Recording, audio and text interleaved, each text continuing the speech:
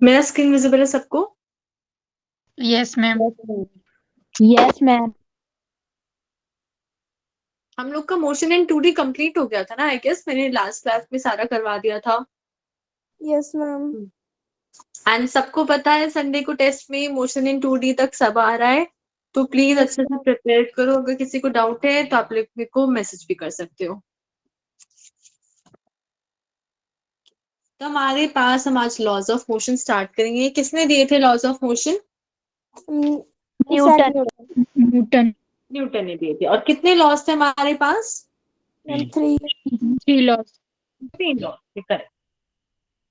और अगर मैं बात करूं उन लॉज में से कोई था क्या एप्पल नीचे गिर है? No ma'am. उनमें से कोई लॉ नहीं था। Good evening ma'am. Good evening.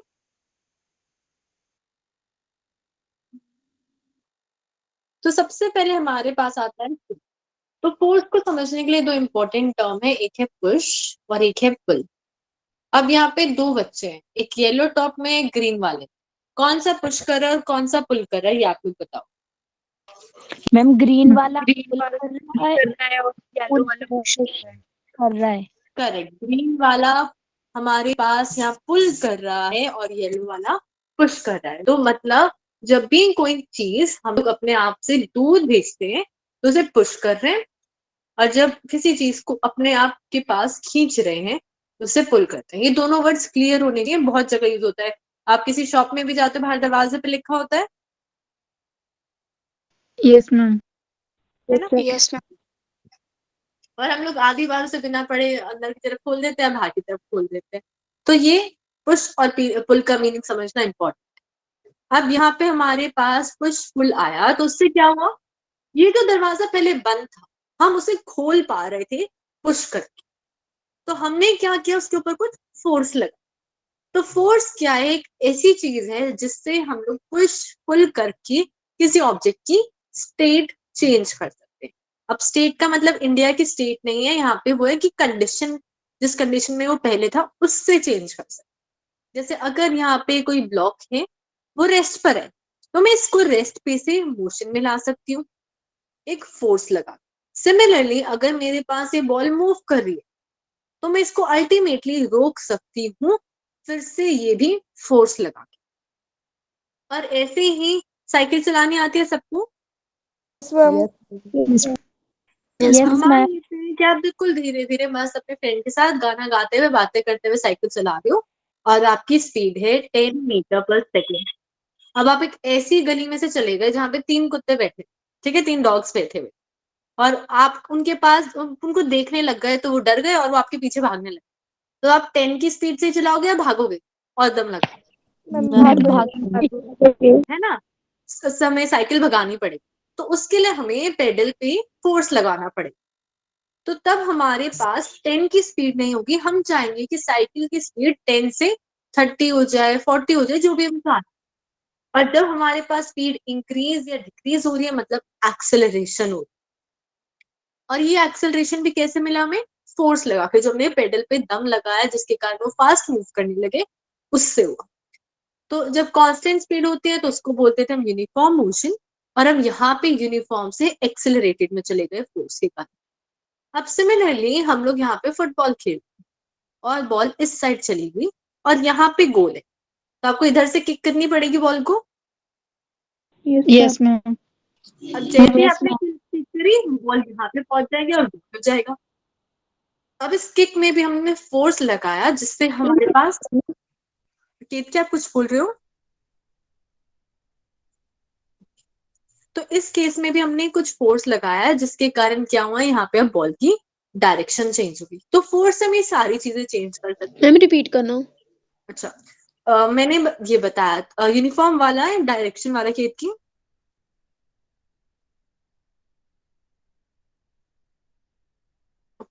तो हमारे पास यहाँ पे 4 चीजें आई जो फोर्स से कर सकते हैं। एक, ये रेस्ट ऑब्जेक्ट है तो उसे मोशन में ला सकते हैं, मोशन पे है तो रेस्ट पे ला सकते हैं, एक कांस्टेंट स्पीड या वेलोसिटी यूनिफॉर्म। कर रहा है तो हमें उसे एक्सेलरेटेड मोशन बना सकते हैं। यूनिफॉर्म का मतलब यहाँ पे कांस्टेंट स्पीड है, जैसे हम पहले साइकिल चला रहे थे, फिर अगर हमें स्पीड इंक्रीज करनी है मतलब एक्सेलरेशन होना चाहिए। वो भी फोर्स के कारण कर रही थी और डायरेक्शन चेंज कर रही थी। ये सारे पॉइंट क्लियर है सबको? Yes ma'am. Yes ma'am. Yes ma'am. अब मैं अगर आप लोगों से पूछूं, ये 4 लोग जो है ये रस्सी खींच रहे हैं, कौन सी तरफ फोर्स लगा रहे हैं, राइट या लेफ्ट? Ma'am left. ये लेफ्ट लगा रहे हैं। और ये 4? Ma'am right. मैम दोनों। अब मैं अगर आपको से पूछूं कि आप ये लेफ्ट राइट क्यों बोल रहे हो, क्या वो इम्पोर्टेंट है? हम खाली ही नहीं बोल सकते दम लगा रहे हैं दम लगा रहे हैं। क्या लेफ्ट राइट इम्पोर्टेंट है यहाँ पे? Yes ma'am. लेफ्ट राइट यहाँ पे इम्पोर्टेंट है। अब उसको समझते हैं कैसे। अगर यहाँ पे मेरे पास एक बॉक्स रखा हुआ है और हम इधर से फोर्स लगा रहे हैं, मतलब हम लोग राइट साइड से फोर्स लगा रहे हैं, तो Yes, ऑब्जेक्ट मूव करने लग जाएगा। पर अगर हम दूसरी साइड से फोर्स लगा रहे हैं तो ऑब्जेक्ट इस तरफ मूव करेगा। तो जिस जगह से, जिस डायरेक्शन से फोर्स लग रहा है, उसके हिसाब से हमें रिजल्ट मिलता है। तो जो चीज डायरेक्शन पे डिपेंड करती है वो क्या होती है, बताओ? Ma'am scalar. वेक्टर। वेक्टर होती है। जो चीज डायरेक्शन में डिपेंड करती है वो वेक्टर होती है। तो हमारे पास फोर्स आ गया वेक्टर क्वांटिटी। इसमें किसी को डाउट है? No No, ma'am. ma'am. No ma'am. फिर हमारे पास अगर मैं पूछूं तो फोर्स की एसआई यूनिट क्या होती है? न्यूटन। न्यूटन होती है। और CGS unit? Dyne. Nine. Dyne. Dyne होती है। और 1 न्यूटन में कितने डायन होते हैं? 910। 10 10 5। ठीक है। और अगर मैं डायमेंशनल फॉर्मूला पूछूं फोर्स का? Ma'am, MLT.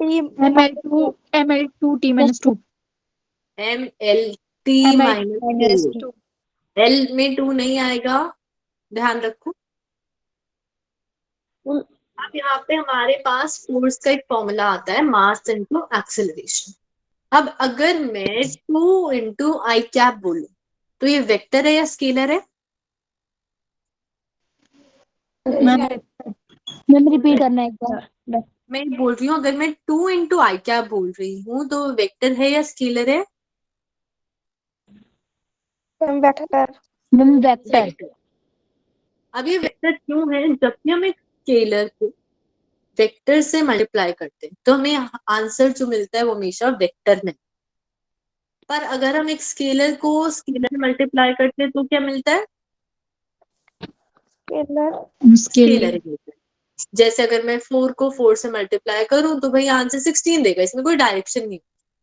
पर अगर मैं वेक्टर को वेक्टर से मल्टीप्लाई कर रही हूँ तो वो डिपेंड करेगा। डॉट वाला कर रही हूँ तो स्केलर मिलेगा और क्रॉस वाला कर रही हूँ तो वेक्टर मिल जाएगा। ये क्लियर है सबको?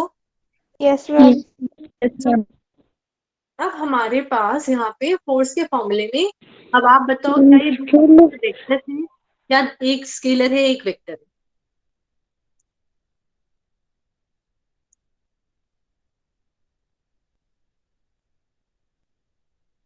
बताओ, फोर्स के फॉर्मूले में जो मास इनटू एक्सेलरेशन आ रहा है, क्या दोनों Yes, स्केलर, ma'am.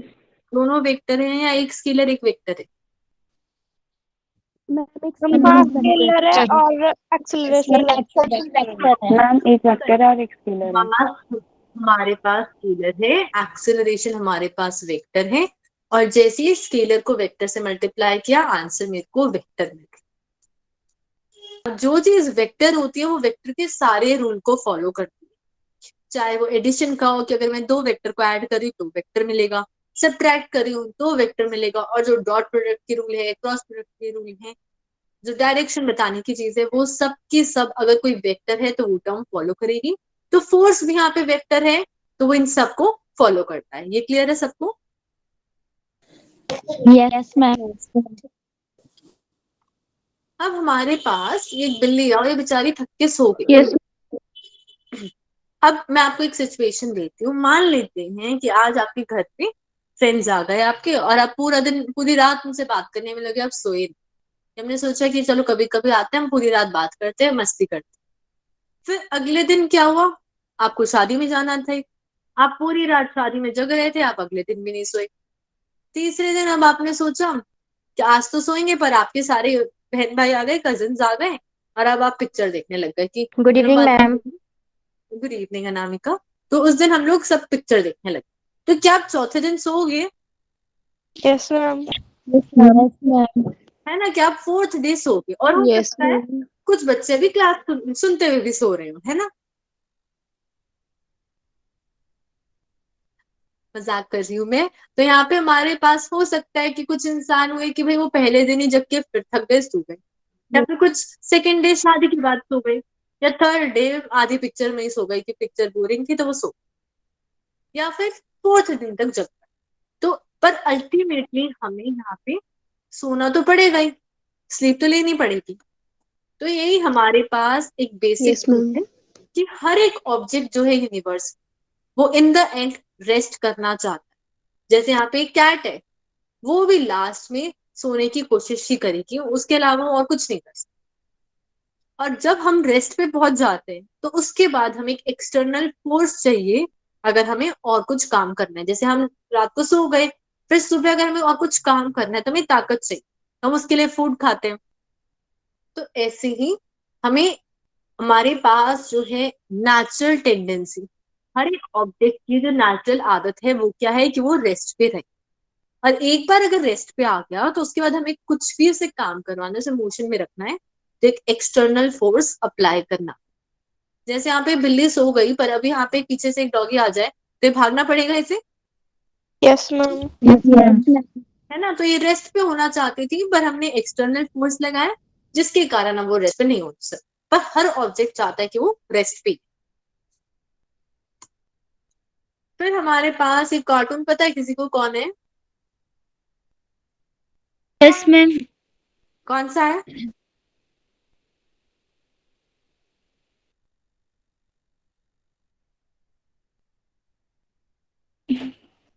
अभी Yes, ma'am. स्पंज बॉब है, या कार्टून नहीं देखा कभी? ये तो हमारे पास यहाँ पे स्पंज बॉब है, वो सोए जा रहा है। अब जब तक सोता रहेगा जब तक कि अलार्म नहीं बजेगी।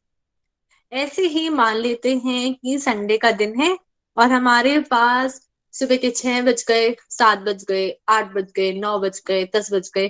फिर प्रीति की मम्मी गुस्सा होके आ रही है कि प्रीति अब तो जग जा, 10 बज चुके हैं, पढ़ना नहीं है। तब जगेगी प्रीति, Yes, ma'am. है ना। पर अगर उसकी मम्मी नहीं आएगी तो वो नहीं जगेगी, वो सोती रहेगी, अपना अपना बेड पे आराम से लेटी रहेगी। तो ये हमारे पास क्या है, एक आदत है कि हम लेजी बने रहेंगे जब तक कि कोई एक्सटर्नल फोर्स ना लगे। और वो फोर्स क्या था? मम्मी की डांट। तो इनर्शिया भी बिल्कुल ऐसी ही चीज, ये एक ऑब्जेक्ट की आदत है जो वो छोड़ना नहीं चाह रहा। वो आदत कुछ भी हो सकती है और ये इनहेरेंट प्रॉपर्टी होती है, मतलब एक ऑब्जेक्ट के अंदर की प्रॉपर्टी होती है जिसके कारण वो अपनी स्टेट चेंज नहीं करता। जैसे अगर हम आलस में हैं, हम लोग बेड पे सो रहे हैं, तो वो हमारा इनर्शिया ऑफ लेजीनेस है कि हम इस लेजीनेस को नहीं छोड़ना चाहते। और हम क्यों कब छोड़ेंगे? जब हमारी मम्मी क्या है, हमें डांटेगी। तो ऐसे ही इनर्शिया वो प्रॉपर्टी है जिसके कारण हम स्टेट चेंज नहीं कर सकते। अब वो स्टेट कौन कौन सी हो सकती है? हो सकता है ऑब्जेक्ट रेस्ट पे हो तो ये चाहेगा मैं रेस्ट से ना हटूं, फिर मोशन में, और या फिर किसी straight line. Direction. Straight line का मतलब है कि वो सीधा सीधा चलता रहेगा, अपनी डायरेक्शन नहीं देगा। और ये सब किसके कारण कंट्रोल हो पा रहा है? इनर्शिया के कारण। ये क्लियर है सबको? Yes, ma'am. Yes, ma'am. Ma'am. Hmm. अब यहाँ पे हमारे पास 3 टाइप ऑफ इनर्शिया जो मैं ऑलरेडी बता चुकी हूँ, रेस्ट, मोशन और डायरेक्शन। रेस्ट में हम रेस्ट को नहीं छोड़ना चाह रहे, मोशन में हम मोशन को, और डायरेक्शन में किसी एक डायरेक्शन को। तो सबसे पहले रेस्ट वाला देखिए। यहाँ पे आप ध्यान से देखो, पहले बलून रुके हुए थे, बस रुकी हुई थी। जैसे ही बस चलने लगी बलून पीछे की तरफ जा रहे। अब ऐसा क्यों हो रहा है? बलून यहाँ पे लगे हुए थे, अभी बलून चाहता है रेस्ट पे रहे, पर ये बस इसे आगे की तरफ खींच रही है। तो अगर मैं यहाँ पे देखूं तो ये आगे तो पहुंच गया, पर ये अभी भी कोशिश करेगा कि मैं उसी पोजीशन में रहूं जिसमें पहले था। तो इसीलिए वो पीछे मूव करता है, क्योंकि इसकी ये जो अपर बॉडी है ये अभी भी क्या चाह रही है कि ये रेस्ट पे रहे, ये मोशन में आना नहीं चाह रही। जैसे अगर हम बेड पे हैं और हमारी मम्मी कह रही है कि हमें कि नहीं नहीं चलो खड़े हो वहां पे चलो, तो आप क्या करो? बेड के पकड़ के बैठ जाओगे, नहीं मेरे को नहीं जाना, ऐसी करते हो, जिद करते हो। Yes ma'am. तो आप क्या कर रहे हो, उस चीज को पकड़ के बैठे हो कि नहीं मेरे को नहीं छोड़ना है इसे। तो ऐसे ही रेस्ट में भी अगर हम किसी जगह रुके हुए हैं और फिर चलने लगे तो हम बाद में भी उसके पास जाने की कोशिश करें। जैसे अगर एक बस रुकी हुई है और वो चलने लग जाए तो हम कहाँ गिरेंगे? हम पीछे की तरफ। पीछे की तरफ। हम पीछे की तरफ गिरेंगे। बैकवर्ड। क्लियर है सबको? Yes ma'am. फिर हमारे पास आता है मोशन वाला इनर्शिया। इसमें जिराफ है वो आगे की तरफ जाने चाहता था, पर क्या हुआ, आगे एक दीवार आ गई और गाड़ी को रुकना पड़ा। पर ये जिराफ अभी भी जिद कर रहा, नहीं मैं तो आगे जाऊं, तो या तो नीचे से उतर के चला जाए। पर अगर एक कार में बैठा हुआ है तो ये क्या करेगा, रुकने के बाद भी थोड़ा आगे की तरफ मूव करता है, ताकि वो अभी भी एक्सपीरियंस कर सके कि आगे की तरफ वो जा रहा है। ये समझ आया सबको? Yes ma'am. अगर एक बस रुकी हुई है, सॉरी बस चल रही है और एकदम से क्या हुआ, सामने कुछ आ गया, बस वाले ने ब्रेक मार, तो हम कहाँ गिरते हैं? आगे की तरफ। आगे की तरफ गिरते हैं। वो किस लिए हुआ? इनर्शिया ऑफ मोशन के कारण, जिसमें हम अपना मोशन नहीं छोड़ना चाहते। अब इनर्शिया ऑफ डायरेक्शन समझ, मान लेते हैं यहाँ पे एक मोड़ आ रहा था और आप इसे कार में जा रहे, अब आप सीधा जाना चाह रहे थे, पर ऑब्वियसली बात है हम सामने जाएंगे तो दीवार में टक्कर हो जाएगी, तो गाड़ी ने यहाँ पे एक टर्न लिया। तो अब आपको बताना है कि हम लेफ्ट साइड गिरते हैं या राइट साइड। हम राइट साइड। हम राइट साइड। हम राइट साइड गिरते हैं। गाड़ी लेफ्ट की तरफ मुड़ रही है पर हम ऐसे टेढ़े हो जाते हैं क्योंकि हम अभी भी चाह रहे हैं कि हम उसी डायरेक्शन में जाएं जिसमें पहले थे। तो अगर यहां से मैं कंपेयर करूँ ये सामने वाली डायरेक्शन, वो तो राइट में जाके मिलेगी मेरे को। Yes ma'am. Yes ma'am. इसीलिए हम लोग राइट साइड गिरते हैं, क्योंकि हम चाह रहे थे कि हम लोग अभी भी स्ट्रेट लाइन में जाए। ऐसी अगर कार राइट साइड टर्न कर रही है तो हम किधर गिरेंगे? Ma'am left side. Left side. अब ये सब इनर्शिया ऑफ डायरेक्शन के कारण।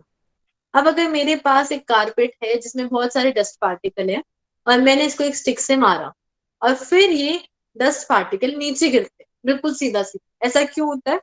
Due to inertia. कौन से वाला इनर्शिया?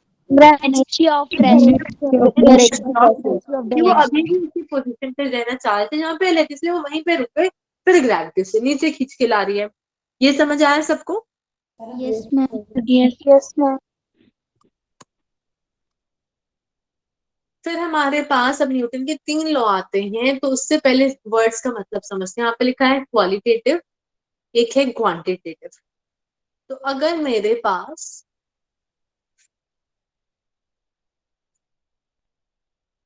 कुछ एप्पल है और अब आपको बताना है एप्पल की क्वालिटी कैसे है और क्वांटिटी कैसे है, तो कैसे बोल के बताओगे? मैम क्वालिटी उसको चेक करके बताएंगे कि उसकी क्वालिटी क्या है, और क्वांटिटी मेजर करें, मतलब मापेंगे मैं कि लिख के कितनी। बताऊंगी। करेक्ट। और बोलेंगे कैसे, फिर क्वालिटी को कैसे बोल सकते हो? मैम रिपीट करना। मैं बोल रही हूँ क्वालिटी को फिर कैसे बोल सकते हो कि कैसा है? मैम मीठा। हाँ, मीठा है, खट्टा है ना, बहुत ज्यादा सॉफ्ट है, ऐसे ही बोल सकते हो। Yes ma'am. Yes ma'am.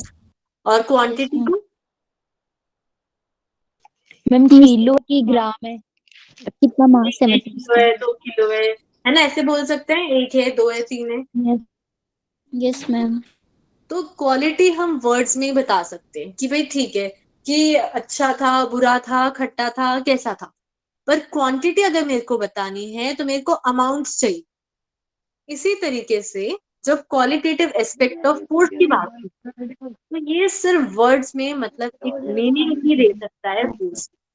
ये नहीं बता सकता कितना फूड। क्या बोल मनीषा, क्लास लग रही है दिखा। फिर हमारे पास क्वांटिटेटिव एस्पेक्ट की अगर हम बात करें तो क्वांटिटेटिव में हमें सिर्फ मीनिंग नहीं, हमें ये भी जानना है कितना फोर्स है। तो कितना फोर्स जानने के लिए कि 1 न्यूटन है, 2 न्यूटन है, कितना है, हमें फॉर्मूला चाहिए होता है। तो जो फर्स्ट लॉ है वो हमें सिर्फ मीनिंग देता है फोर्स का, पर सेकेंड लॉ में फॉर्मूला भी देता है फोर्स का, ताकि हम उसकी क्वांटिटी बता सकें। ये बात समझ आई सबको? Yes ma'am. और जो थर्ड लॉ है वो कहता है कि a single force does not exist, कि कभी भी एक लौता फोर्स एग्जिस्ट नहीं कर सकता। कितने फोर्स होते हैं हमेशा? मैम टू दो फोर्सेस होते फोर्सेस हैं। करेक्ट, एक एक्शन होगा और एक रिएक्शन। रिएक्शन। इसमें किसी को डाउट है? No ma'am. तो सबसे पहले न्यूटन का पहला लॉ समझते हैं। इसको हम और क्या कहते हैं? Law of inertia. Law of inertia क्यों कहते हैं? क्योंकि जैसा काम इनर्शिया का होता है वही बिल्कुल स्टेटमेंट न्यूटन के फर्स्ट लॉ। दूसरी चीज, कभी भी अगर स्कूल में भी स्टेटमेंट लिख रहे हो या किसी को बता रहे हो तो लॉ की स्टेटमेंट में कुछ फिजिकल वर्ड्स होते हैं, जैसे यहाँ पे बॉडी है, रेस्ट है, यूनिफॉर्म मोशन है, उनको आप प्लीज चेंज मत करना। इज, एम, आर, इंग्लिश को आप चेंज थोड़ा बहुत इधर उधर हो जाता है, चल जाता है, पर अगर आपने वर्ड्स कम चेंज कर दिया तो उससे मीनिंग बदल जाता है। जैसे अगर हमारे पास पहले स्टेटमेंट पढ़ते हैं, अ बॉडी एट रेस्ट और uniform motion will continue to be at rest or uniform motion until and unless a net external force acts on it। कि मतलब एक बॉडी रेस्ट पे या फिर यूनिफॉर्म मोशन में रहेगी जब तक कि उसके ऊपर कोई एक एक्सटर्नल फोर्स काम नहीं कर। अब अगर आप यहाँ पे यूनिफॉर्म नहीं लिखते तो ये पूरी स्टेटमेंट की कोई सेंस नहीं बनती, क्योंकि यूनिफॉर्म का मतलब होता है कांस्टेंट स्पीड। अब अगर आपने यूनिफॉर्म नहीं लिखा मतलब स्पीड बदल रही है, कभी 10 है, कभी 20 है, कभी 30 है, ऐसी है। Yes ma'am. और ऐसा करने के लिए तो हमें फोर्स चाहिए ही था, पर इस स्टेटमेंट के हिसाब से अगर आपने यूनिफॉर्म नहीं डाला तो मतलब कोई भी ऑब्जेक्ट जो है जिसकी स्पीड बदल रही है वो स्पीड बदलता रहेगा जब तक कि फोर्स काम नहीं करे, तो वो स्टेटमेंट बिल्कुल इनकरेक्ट होगी। फिर यहाँ पे एक वर्ड है नेट। नेट का मतलब क्या होता है? मैम पूरी फोर्स की F1 F2 को प्लस करके जो हमारे पास नेट फोर्स आएगी। करेक्ट, जो टोटल फोर्स है वो। और कैसा फोर्स है एक्सटर्नल का मतलब? मैम मतलब जो बाहर से बाहर से लग रहा है, अंदर के सिस्टम के फोर्स की बात नहीं कर रहे, जो बाहर से लग रहा है फोर्स, उसकी बात। अब यहाँ पे जैसे हमारे पास ये बॉल थी, वो रेस्ट पे रहेगी जब तक कि हमने उसे किक नहीं किया। जैसे ही हमने यहाँ पे किक करा वो मूव करती रहेगी जब तक कि नेट नहीं आया, दीवार नहीं आया, उस टाइम पे वो रुक जाएगी। ऐसे ही होगा। Yes ma'am. अब यहाँ पे एक वर्ड है अनबैलेंस्ड फोर्स।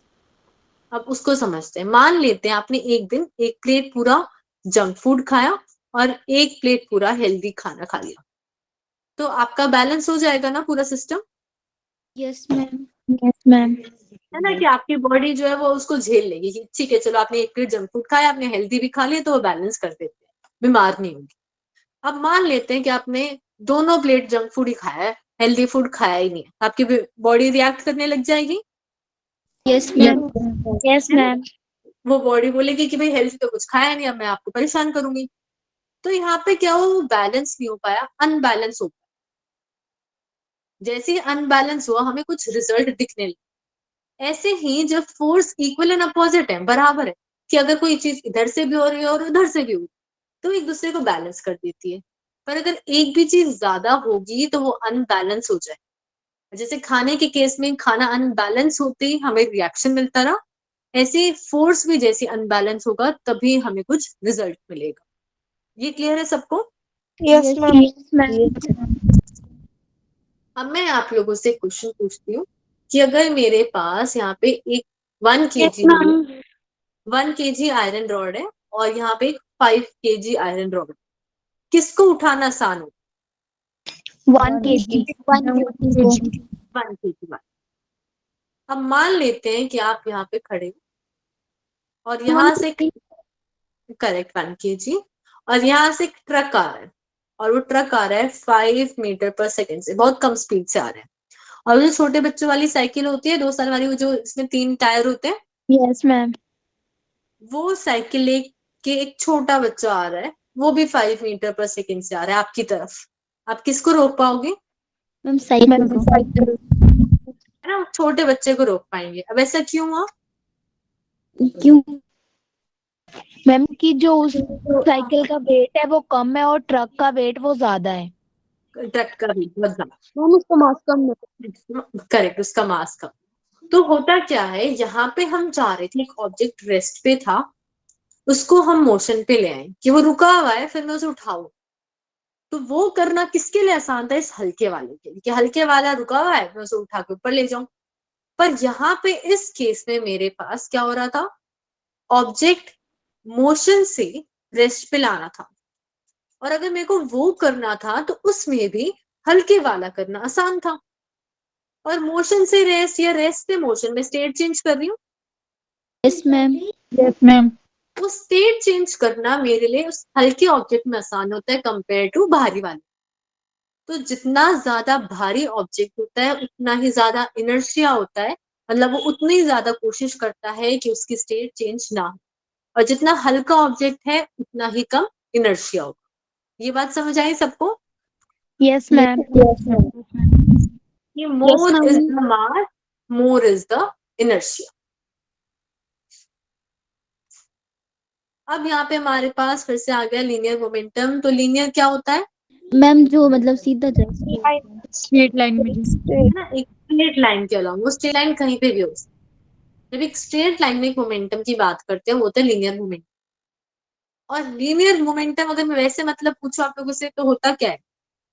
मास इनटू वेलोसिटी। अरे वो तो फॉर्मूला है, होता क्या है?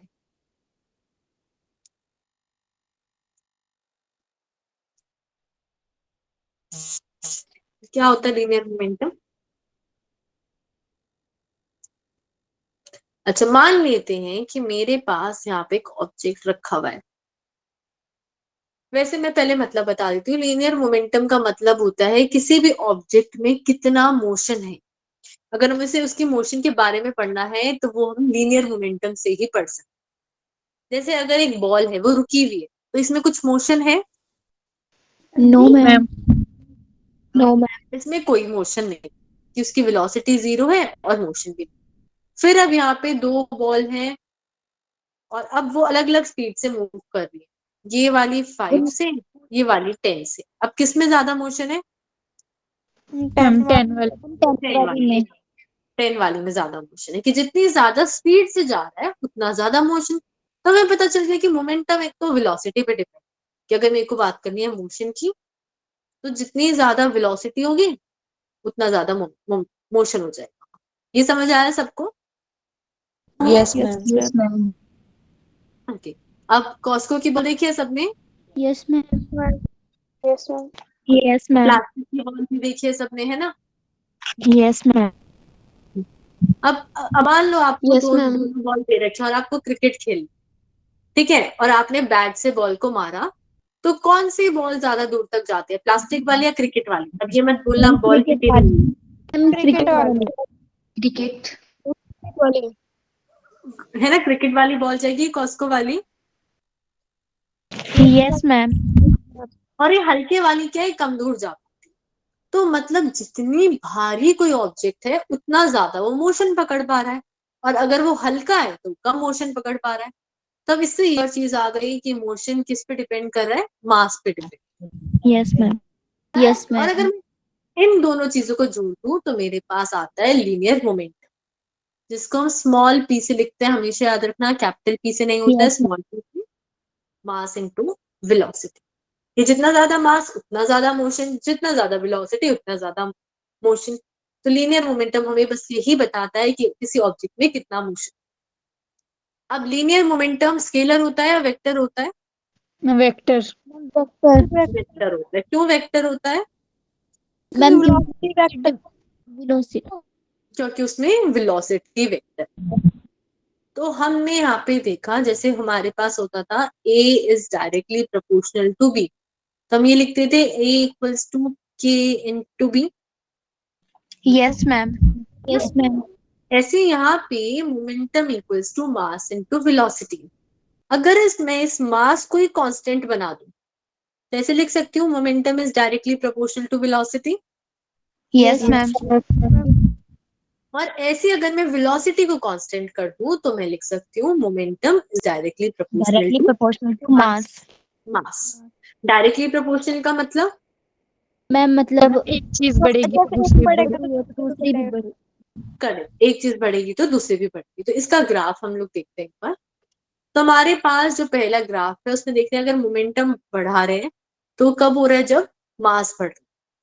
तो इस केस में हमने वेलोसिटी को कांस्टेंट रखा है। पर दूसरे वाले केस में हमारे पास क्या हो रहा है, वेलोसिटी बढ़ा रहे हैं तो क्या हो रहा है, मोमेंटम बढ़ रहा है। इस केस में हमने मास को कांस्टेंट। constant. जब भी डायरेक्टली प्रोपोर्शनल है हमारे पास स्ट्रेट लाइन ग्राफ आता है, ये ध्यान रखो। क्लियर है सबको ये? Yes, ma'am. Yes, ma'am. अब अगर हम मोमेंटम की एसआई यूनिट बनाना देखें तो मास इनटू वेलोसिटी। मास की तो हमें पता है केजी होती है और वेलोसिटी क्या आ जाएगी, मीटर Second. पर सेकंड। मीटर पर सेकेंड। अब डायमेंशनल फॉर्मूला क्या होगा उसका? MLT T minus 1. Correct, M mass के लिए और एल टी माइनस 1 वेलोसिटी के लिए। ये हमारे पास डायमेंशन फॉर्मूला है। इसमें किसी को डाउट है? No ma'am. No, ma'am. अब यहाँ पे हमारे पास ये जो बॉल है या बॉब है, आप अभी बॉल समझ, ये यहाँ पे ऐसे हिट कर रहा है, फिर ऐसा क्यों हो रहा है कि भाई ये तो रुक रहा है पर ये वाला ऊपर जा रहा है, ऐसा क्यों हो रहा है? मैम क्वेश्चन रिपीट करना। मैं कह रही हूँ यहाँ पे हमारे पास ये जो लेफ्ट साइड वाली बॉल थी, पेंडुलम था, वो ऊपर गया फिर नीचे आया, तो वो रुक रहा था, पर ये वाला ऊपर गया। ऐसा भी तो हो सकता था कि भाई ये रुक जाता फिर बात खत्म हो जाती, ये ऊपर क्यों गया? मैम ये मतलब रिवर्स एजुकेशन कर रहे हैं, फोर्स लगी है तो रुको रुको रुको रुको रुको रुको, सुन लो, रुक जाओ, एक जना बोलो तो मना बोलो।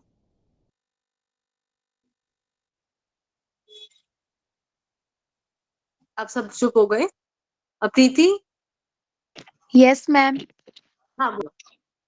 मैम की जो बॉब है वो वेलोसिटी से आ रहा है और उसकी जो फोर्स है वो दूसरी बॉल पे लग रही है, इसीलिए वो अपनी पोजीशन चेंज कर रहा है, वो भी अपने डायरेक्शन के ऊपर मतलब मूव कर रहा है। हाँ ठीक, ये एक्सप्लेनेशन इसकी ये है कि ये जो है ये हमारे पास इस बॉल में फोर्स ट्रांसफर कर रहा है जो आगे आगे आगे ट्रांसफर होके लेके जा रहा है। और अगर लीनियर मोमेंटम की उससे समझे तो यहाँ पे अगर ये बॉल मान लेते हैं कुछ मोमेंटम जब मूव कर रही है तो इसका मोमेंटम है 50, जैसे ही रेस्ट पे आएगी मोमेंटम 0 हो जाता है। Yes, ma'am. यस। अब हमारे पास कंजर्वेशन ऑफ लीनियर मोमेंटम ये कहता है कि जितना मोमेंटम पहले उतना उतना ही बाद में, पर यहाँ पे तो 50 का 0 हो गया, तो ये 50 कहाँ गया? यही 50 ये जो लास्ट वाली पेंडुलम है उसमें ट्रांसफर हो गया और वो सिर्फ 50 को लेके ऊपर जाता है। फिर जब ये 0 पे आ जाता है तो ये वाला ऊपर चला जाता है। तो एक तरीके से लीनियर मोमेंटम यहाँ पे कंजर्व हो रहा है। ये समझ आया सबको? मैम एक Yes, ma'am. देख मैं ये कह रही थी कि यहाँ पे ये वाला जो पेंडुलम ये ऊपर जा रहा था, मूव कर रहा था 50 मोमेंटम से, पर ये कुछ देर के लिए यहाँ पे रुक रहा है। जब रुक रहा है तो 0 वेलोसिटी है, तो उस टाइम पे मोमेंटम तो 0 हो गया।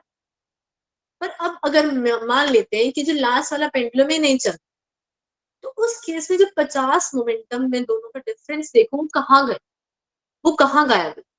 तो वो मोमेंटम को कंजर्व करने के लिए कि वो गायब नहीं हुआ है, वो बस आगे आगे आगे आगे यहाँ पे ट्रांसफर हो गया। उस ट्रांसफर के कारण ही ये जो पेंडुलम है ये ऊपर की तरफ जा रहा है। क्लियर है सबको? Yes ma'am.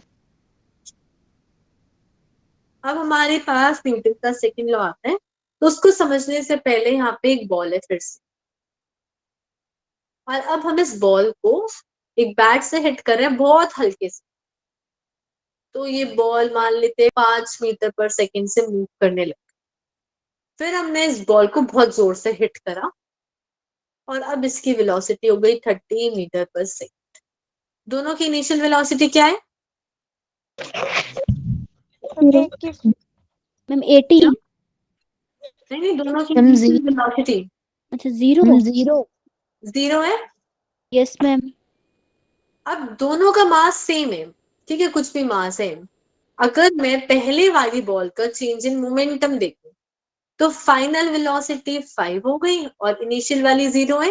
यस और दूसरी वाली बॉल का देखूं तो फाइनल वेलोसिटी 30 हो गई और इनिशियल वाली 0 है। किसमें मोमेंटम ज्यादा चेंज हुआ? मैम सेकंड वाली। सेकंड वाली में। और हमने फोर्स किसमें ज्यादा लगाया था? मैम पहले मैम सेकंड सेकंड वाली में। तो इससे हमने देखा कि हम जितना फोर्स लगा रहे हैं उतना ही हमें चेंज ऑफ मोमेंटम मिलता है। यही हमारा न्यूटन का सेकंड लॉ है कि the rate of change of momentum of a body is directly proportional to the net external force apply.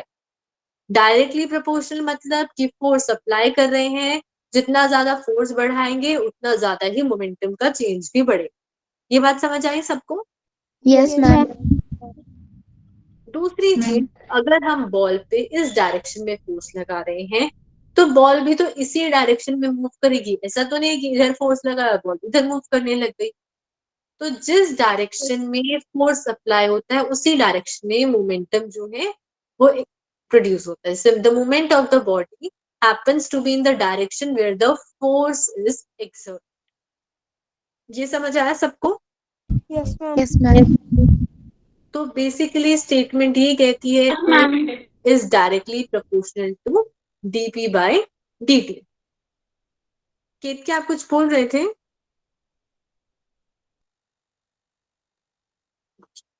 तो हमारे पास प्रोपोर्शनलिटी हटाते हैं तो एक कांस्टेंट आता है, तो हम यहाँ लिख सकते हैं F equals to K dp by dt।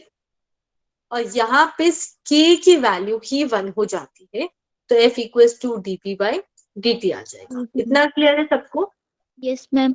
Yes ma'am yes momentum mass into velocity होता है। Yes ma'am. तो मैं इसको लिख सकती हूँ मास इनटू वेलोसिटी। अब देखो जब हमारे पास ये d बाय dt है तो इसका मतलब डेरिवेटिव क्या था? Yes ma'am yes ma'am. और जब डेरिवेटिव में दो चीजें मल्टीप्लाई होती थी तो हम प्रोडक्ट रूल यूज करते थे। याद आया सबको? Yes ma'am. तो हम यहाँ पे लिख सकते हैं एक बार मास को कांस्टेंट dv बाय dt, एक बार वेलोसिटी को कांस्टेंट dm बाय dt। अब जैसे ही आया मेरे पास दोनों चीजें आ। अब मोस्टली केसेस में मास जो है वो कांस्टेंट होता है और सिर्फ वेलोसिटी बदलती है। और कांस्टेंट डेरिवेटिव क्या होता है? जीरो। कि जो कांस्टेंट का डेरिवेटिव है वो तो जीरो होगा। तो अगर मास कांस्टेंट है तो मेरे पास बस ये वाली टर्म बची। और change of velocity with time क्या होता है? एक्सेलरेशन। तो यहाँ से मेरे पास आया force equals to m a vector. ये क्लियर हुआ सबको? यस। अब देखो अगर मैं ऐसे लिखती हूँ y equals to minus X vector तो इसका मतलब होता कि y वेक्टर की वैल्यू x के बराबर है, पर ये नेगेटिव साइन का मतलब है डायरेक्शन अपोजिट। अब यहाँ पे फोर्स और एक्सेलरेशन में दोनों साइड ही पॉजिटिव है, मतलब जिस डायरेक्शन में फोर्स है उसी डायरेक्शन में एक्सेलरेशन में। क्लियर है सबको? यस। अब अगर हम मास को कांस्टेंट रख दें तो मैं ये देख सकती हूँ कि force is directly proportional to acceleration, कि जितना फोर्स अगर मैं अप्लाई करूंगी एक ऑब्जेक्ट में उतना ही ज्यादा एक्सेलरेशन मिलेगा। ऐसे ही अगर मैं एक्सेलरेशन को फिक्स कर दूं तो हम देखेंगे कि force is directly proportional to mass. अगर मेरे को सेम एक्सेलरेशन चाहिए तो भारी ऑब्जेक्ट में ज्यादा फोर्स लगाना पड़ेगा और हल्के वाले में कम लगाना। जैसे यहाँ पे हमारे पास ये जो ट्रॉली है, अगर इसके ऊपर मेरे पास कम लोड है और मैं चाह रही हूँ कि ये 10 मीटर पर सेकेंड स्क्वायर एक्सेलरेशन प्रोड्यूस करे, और फिर नीचे अब मैंने क्या किया, मास बढ़ा दिया, तो अब यहाँ पे भी हम चाह रहे हैं कि 10 मीटर पर सेकेंड स्क्वायर से मूव करे, तो किस में ज्यादा दम लगे? मैम सेकंड वाली। एक्सेलरेशन दोनों में सेम है, पर क्योंकि मास बढ़ गया तो उतनी तेजी से भगाने के लिए इसमें और ज्यादा दम लगे। तो हमारे पास सेकेंड लॉ की एक और स्टेटमेंट आ गई कि जो फोर्स अप्लाइड है या फिर एक्सेलरेशन प्रोड्यूस, ये दोनों क्या है, directly proportional. More is the more is the force, more is the acceleration. Clear है सबको? Yes ma'am. अब हमारे पास नेट फोर्स आता है। तो नेट फोर्स का मतलब क्या है? अगर मेरे पास कुछ तीन फोर्सेस एक्ट कर रहे हैं F1, F2, F3, तो इन तीनों को जोड़ के मेरे को देखना है कि फोर्स कितना एक्ट कर रहा है उस ऑब्जेक्ट। अब ध्यान रखना, सिर्फ मैग्नीट्यूड नहीं लेना है, साथ में डायरेक्शन भी लेनी है। तो वेक्टर सम लेना। जैसे अगर मैं यहाँ पे बात करूं, एक ऑब्जेक्ट है, उस पे यहां से यहाँ पे मेरे पास मान लेते हैं कि प्रीति इधर से इधर खींचती जा रही है 20 न्यूटन से, और जो सुनेहा है वो इधर से उसे खींचने की कोशिश कर रही है 20 न्यूटन से। तो क्या ये ऑब्जेक्ट कभी हिलेगा? No, no ma'am. मैम। कभी नहीं हिलेगा। अब इसके लिए हम एक पहले, जब वेक्टर लेना है तो एक हम साइन डिसाइड कर लेते हैं कि राइट साइड में जो फोर्स लग रहा है वो पॉजिटिव और लेफ्ट वाला नेगेटिव। अब यहाँ पे तो सेम चीजें थी, तो हम इजीली लिख सकते हैं कि टोटल फोर्स कैसे आएगा, फर्स्ट वाला प्लस सेकंड वाला। अब जो फर्स्ट वाला है वो तो लेफ्ट साइड जा रहा है, यस मैम। तो 20 तो है पर वो नेगेटिव साइड लेंगे। पर अगर मैं बात करूं सेकंड वाले की, वो तो राइट साइड जा रहा है और राइट साइड तो पॉजिटिव होती है, तो इसमें हम प्लस का 20 ही ऐड करेंगे। तो टोटल कितना आया? 0 न्यूटन। 0 Newton. ये क्लियर है सबको? Yes, ma'am. क्वेश्चन में थोड़ा सा चेंज कर देते हैं। अब यहाँ से हम लोग फोर्स लगा रहे हैं 30 न्यूटन और इधर से लगा रहे हैं 20 न्यूटन। तो अब टोटल फोर्स कितना बनेगा? -10 टन। -10 न्यूटन। देखो अब जब सॉल्व करोगे तो 20 तो पॉजिटिव है तो प्लस का, पर ये 30 वाला जब आप ऐड करोगे तो माइनस का ऐड करोगे। इन दोनों को जैसे ही सॉल्व करा हमारे पास आया -10। अब माइनस डायरेक्शन तो मेरी लेफ्ट साइड थी, मतलब इन दोनों को अगर मैं टोटल देखूं तो उसके बाद नेट फोर्स इस साइड लग रहा है और वो भी 10 न्यूटन का। ये क्लियर हुआ सबको? Yes, ma'am. यस। अब यहाँ पे मैं आप लोग को एक क्वेश्चन देती हूँ।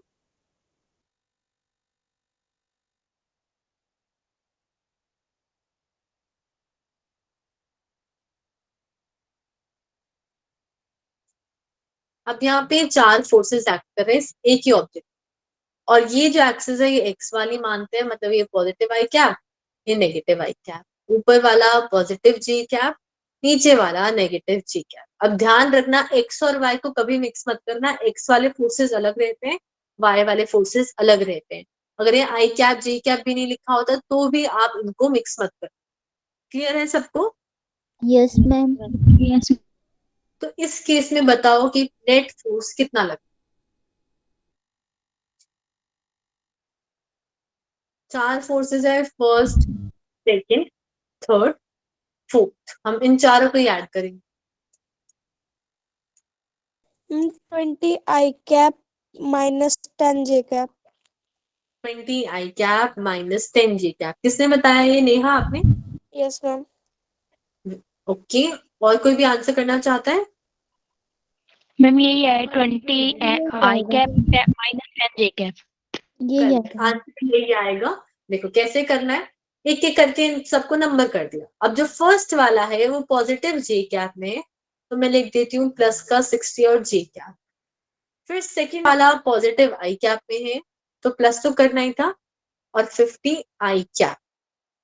फिर थर्ड वाला नेगेटिव जे में है, तो प्लस करना था 70 पर साथ में लग गया -G। फोर्थ वाला भी ऐसे ही प्लस करना था 30 पर -I cap.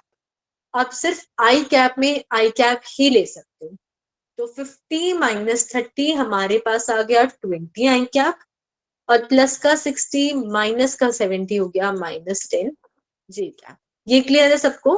Yes, ma'am. Yes ma'am. अब आपको बताना है, मेरे पास यहाँ 4 क्वाड्रेंट होते हैं, ये कौन से क्वाड्रेंट में आ रहे हैं फोर्स?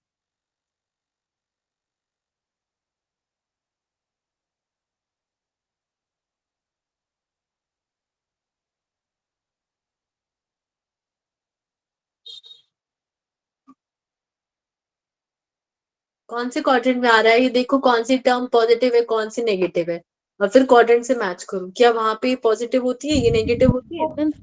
Fourth. मैम वाले में करेक्ट। देखो यहाँ पे x पॉजिटिव है पर y नेगेटिव है, अब चेक करते हैं, फर्स्ट वाले में तो x भी पॉजिटिव y भी पॉजिटिव, सेकेंड वाले में x negative y positive, third वाले में x नेगेटिव y नेगेटिव, पर हमारे पास जो फोर्थ क्वाड्रेंट आया उसमें y नेगेटिव है और x पॉजिटिव, तो टोटल वेक्टर कुछ यहाँ पे बन रहा है और उसकी वैल्यू है 20 i कैप माइनस 10 j। ये समझ आया सबको? Yes ma'am. अब अगर मैं आप लोगों से ही पूछूं किसकी डायरेक्शन बतानी है अब विद एक्स एक्सिस, कि एक्स एक्सिस के साथ कितनी डायरेक्शन पे है, तो डायरेक्शन के लिए क्या निकालना पड़ता है? मैग्नीट्यूड। मैग्नीट्यूड से तो सिर्फ साइज आता है, डायरेक्शन किससे पता चलती है? वेक्टर से। जो वेक्टर तो दे रखा है, मेरे को बताना डायरेक्शन एक्स एक्सिस के हिसाब से, तो एंगल देखना पड़ता है ना यस मैम। कि एक्स एक्सिस से कितना एंगल बना, तो यहाँ पे एंगल है थीटा। अब मैं आपको दो ऑप्शन देती हूँ कि theta is equal to tan inverse -1/2 या फिर tan इनवर्स -2। अब आपको सोच के बताना है इनमें से कौन सा। फर्स्ट। कि हमारे पास एक ऑप्शन आ गया है फर्स्ट, और कोई आंसर करना चाहता है? Ma'am second. कि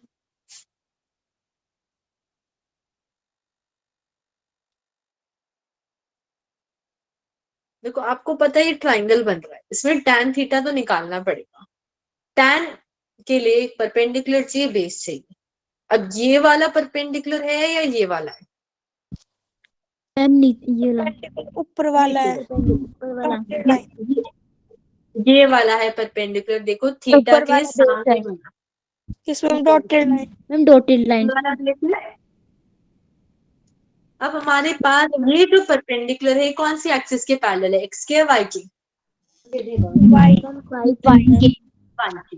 तो ये -10 हमारा परपेंडिकुलर हो गया, कि अगर मेरे को tan थीटा निकालना है जो होता है परपेंडिकुलर अपॉन बेस, तो मेरे पास यहाँ पे परपेंडिकुलर y वाला है वो हो गया -10, और बेस तो x के ऊपर भी बना हुआ है, और x वाली वैल्यू क्या है? मैम 20। 20। तो यहाँ से 0 से 0 कैंसिल हो गया, थीटा आ गया मेरे पास tan इनवर्स -1/2। 2। समझ आया है सबको? यस। जिसने आंसर सेकंड दिया था उसको भी क्लियर है? Yes ma'am. ओके, विवेक आपका नाम विवेक ही है? मैम सोनिया। सौरभ्या? मैम सोनिया। सोनिया? अच्छा। Yes ma'am. अब यहाँ पे कुछ क्वेश्चन है उसे डिस्कस करते हैं। सबसे पहले, why is it easier to change the state of a toy car than actual car? कि हम अगर टॉय कार है तो उसकी स्टेट आसानी से चेंज कर लेते हैं कंपेयर टू एक एक्चुअल कार। मैम क्योंकि टॉय कार का वेट कम, मास कम है और एक्चुअल कार का मास ज्यादा है। एक्चुअल कार का मास ज्यादा है, तो ज्यादा मास से क्या होता है? मैम लीनियर मोमेंटम बढ़ाने के लिए हमें ज्यादा फोर्स लगानी पड़ेगी। हाँ, हम डायरेक्टली ये भी लिख सकते हैं ना कि मोर मास मतलब मोर क्या होता है? Linear moment. Inertia. More mass मतलब मोर इनर्शिया ना। Yes ma'am. Yes ma'am. फिर हमारे पास यहाँ पे, can force on a body be ever zero even if some force is applied? क्या किसी ऑब्जेक्ट पे, बॉडी पे फोर्स जीरो हो सकता है अगर हम कुछ फोर्स अप्लाई भी करें? No ma'am. सब लोग नो वाले हैं? Ma'am yes ma'am. कब हो सकता है? मैम जब दोनों तरफ से एक बराबर फोर्स लग रही हो। बिल्कुल करेक्ट। यहाँ पे हमारे पास जैसे ही कोई ऑब्जेक्ट है और उसके ऊपर अगर मैं लेफ्ट साइड से भी 20 न्यूटन लगाऊं और राइट साइड से भी 20 न्यूटन लगाऊं, तो फोर्स तो लग रहा है, पर यहाँ पे टोटल फोर्स जीरो। तो जीरो। अगर मेरे पास इक्वल एंड अपोजिट फोर्स है तो उस केस में ऐसा हो सकता है। अब नेक्स्ट क्वेश्चन देखते हैं। As per Newton every body continues to be in state of rest or motion, then how does anything stop or start moving? कि न्यूटन कहता है कि हर ऑब्जेक्ट जो है वो या तो रेस्ट पे रहेगा या मोशन में, तो फिर कोई चीज रुकती या चलती कैसे? जब वो यूनिवर्स सोचो, आप लोग ये आंसर करोगे? क्वेश्चन क्या था आपका? मैं ये बोल रही हूँ, आप लोग की स्क्रीन पे भी दिख रहा है कि न्यूटन कहता है कि हर ऑब्जेक्ट या तो रेस्ट पे रहता है या मोशन में, तो फिर कोई चीज रुकती या चलती कैसे? इनर्शिया ऑफ मोशन की वजह से। इनर्शिया ऑफ मोशन की वजह से तो वो हमेशा रुकी रहनी चाहिए, हमेशा चलती रहनी चाहिए। अब रुकी हुई चीज कैसे चलेगी, चलती हुई चीज कैसे रुकेगी? क्या न्यूटन गलत कह रहा? नो मैम, हम रुकते रहते और चलती रहती है जब फोर्स लगती है उस चीज पे। एक्सटर्नल फोर्स लगाने करेक्ट। जो न्यूटन ने ये तो बोला था कि एक ऑब्जेक्ट रेस्ट पे रहेगा या मोशन पे, पर ये जब तक ही वैलिड है जब तक एक्सटर्नल फोर्स अप्लाई ना। जैसे हमारे पास एक्सटर्नल फोर्स आया, तो इसी ऑब्जेक्ट को हम रोक भी सकते हैं और चला भी सकते हैं। Yes ma'am. अब लास्ट क्वेश्चन देखते हैं। If the momentum of a body is constant, what can you say about the net force? कि अगर एक ऑब्जेक्ट का मोमेंटम कांस्टेंट है तो उसके ऊपर टोटल कितना फोर्स लगता है?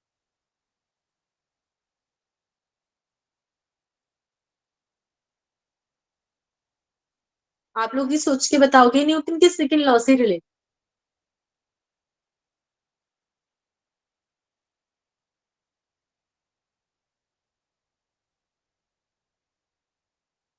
Ma'am zero. जीरो। क्यों जीरो कैसे आया? मैम क्योंकि हमने डिफरेंशिएट किया था ना मोमेंटम को, और डिफरेंशिएशन जब कांस्टेंट को होता है तो जीरो आता है आंसर। Very good. देखो हमारे पास यहाँ पे इतना अच्छा आंसर मेरे को जेई वालों ने भी नहीं दिया जैसे आपने एक्सप्लेन किया, वेरी गुड। हमारे पास यहाँ पे फोर्स जो होता था वो डायरेक्टली प्रोपोर्शनल था चेंज ऑफ मोमेंटम वेक्टर की। ऐसे ही होता है। Yes ma'am. अब यहाँ पे मोमेंटम ही कांस्टेंट है, तो चेंज ऑफ कांस्टेंट क्या होता है? जीरो। जीरो। यहाँ पे ये कांस्टेंट का डेरिवेटिव जीरो आ गया, तो उससे पता चल गया कि जो नेट फोर्स था वो क्या है? जीरो है। क्लियर है सबको? Yes ma'am.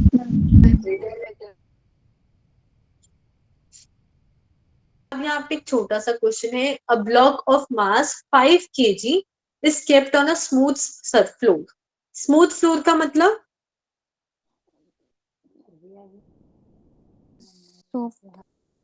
Ma'am plane surface है। फ्रिक्शनलेस। स्मूथ का मतलब जहां पे भी आ जाए उसका मतलब होता है फ्रिक्शनलेस, कि उसमें कोई फ्रिक्शन नहीं, तो हमें इस कैलकुलेशन में कहीं फ्रिक्शन को यूज नहीं करना।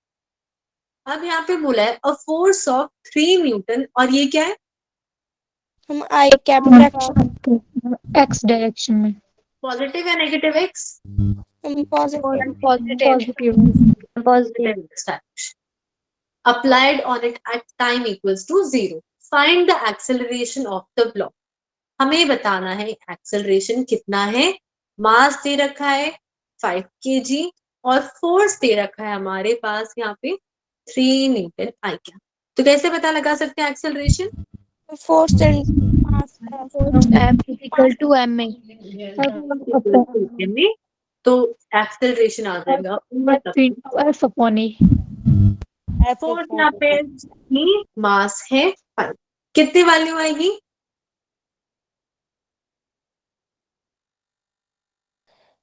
0.5। 0.5। 0.6। 0.6। अब ये एक वेक्टर है, मैं यहाँ पे यूनिट लिख देती हूँ, मीटर पर सेकंड स्क्वायर। अब ये एक वेक्टर है, तो वेक्टर के लिए यहाँ पे डायरेक्शन भी तो लगनी चाहिए, यहाँ पे तो कोई डायरेक्शन नहीं लगी। Yes ma'am. कहाँ से आएगी डायरेक्शन?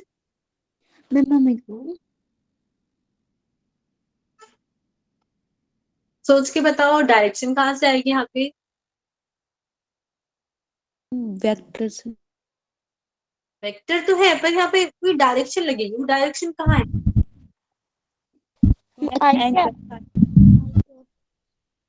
आई कैप लगेगी। देखो मैंने जब पढ़ाया था तब भी बताया था कि जो फोर्स है और एक्सेलरेशन है वो सेम ही डायरेक्शन में होंगे। यस तो अगर फोर्स आई कैप में लग रहा है तो ये जो 0.6 मीटर पर सेकंड स्क्वायर एक्सेलरेशन आया है ये भी आई कैप में ही लगी। ये क्लियर है सबको? यस तो प्लीज ध्यान रखना फोर्स एक्सेलरेशन इनकी डायरेक्शन क्या होती है, सेम। अब यहाँ पे कुछ ग्राफ्स हैं उनको समझ। मेरे पास ये फॉर्मूला था force equals to mass into acceleration. अब अगर मैं यहाँ पे एक फोर्स की जगह टोटल फोर्स लिखूं तो मैंने यहाँ समेशन लगा दिया कि सब फोर्सेस का sum equals to mass into acceleration. अब अगर हम इस मास को कांस्टेंट रख दें तो फोर्स डायरेक्टली प्रोपोर्शनल था एक्सेलरेशन के। यस मैम तो उस केस में हमें ऐसा ग्राफ मिलता है कि एक्सेलरेशन बढ़ रहा है तो फोर्स भी बढ़, स्ट्रेट लाइन में। अब क्या करें, हम फोर्स को फिक्स कर देते कि फोर्स की वैल्यू फिक्स है। तो force equals to mass into acceleration है और इसको मैं लिख सकती हूँ mass equals to force upon acceleration.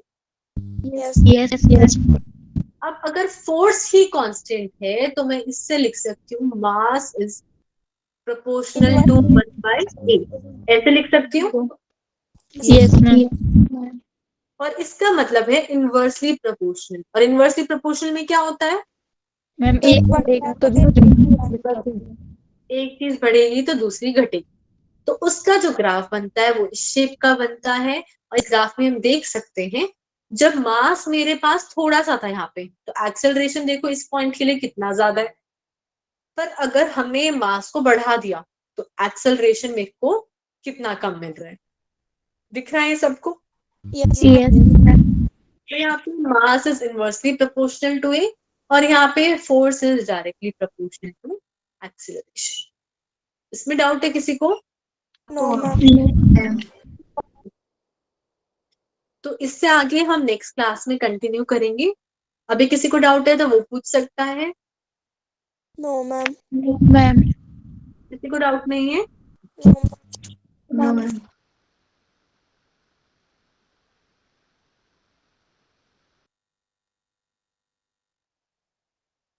Thank you then everyone. Ma'am bye ma'am. Good night. Bye ma'am